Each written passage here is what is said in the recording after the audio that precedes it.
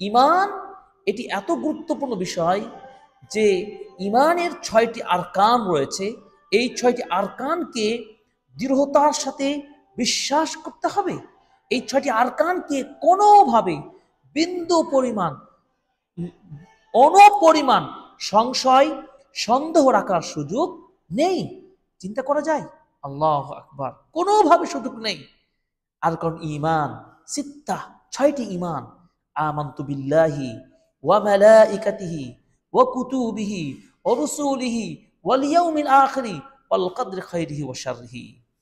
এক আল্লাহর প্রতি বিশ্বাস করা, সমস্ত রাসূলগণের প্রতি বিশ্বাস স্থাপন করা, সমস্ত ফেরেশতাগণের প্রতি বিশ্বাস স্থাপন করা, সকল আসমানি গ্রন্থগুলো বিশ্বাস করা, পরকাল দিবস কিয়ামতে বিশ্বাস করা এবং ভাগ্যের ভালো মন্দের প্রতি বিশ্বাস করা। এই 6টি হল ঈমানের ভিত্তি। ঈমান যত মজবুত হবে, ঈমান যত সুদৃঢ় হবে, আপনি তত বেশি সফলতার পথে সুদৃঢ় থাকতে পারবেন দুনিয়া এবং পরকালে।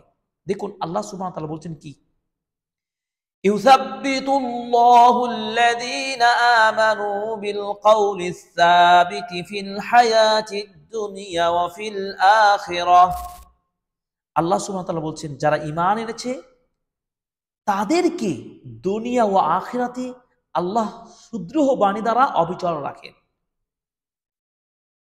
এটি পাবেন পবিত্র কোরআন সূরা ইব্রাহিম 24 নম্বর সূরা 27 নম্বর আয়াত।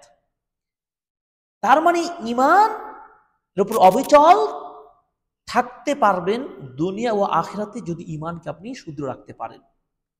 প্রবৃত্তির সাথে জিহাদ করা, আত্মপর্যালোচনা করা, সত্যের সাথে নিজেকে নিবন্ধ রাখা এবং বেশি বেশি আত্মাকে নিম্নগামী নিরহংকার রাখা জরুরি।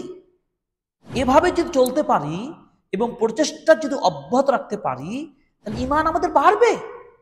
কিভাবে দেখুন, সূরা আনকাবুত 29 নম্বর সূরা 69 নম্বর আয়াতে আল্লাহ তাআলা বলছেন কি, দেখুন, ওয়াল্লাযীনা জাহাদু ফীনা লানাহদিয়ান্নাহুম সুবুলানা ওয়া ইন্নাল্লাহা লামাআল মুহসিনিন। যারা আমার পথে সর্বাত্মক প্রচেষ্টা চালায় তাদেরকে আমি অবশ্যই আমার সঠিক পথে পরিচালিত করি।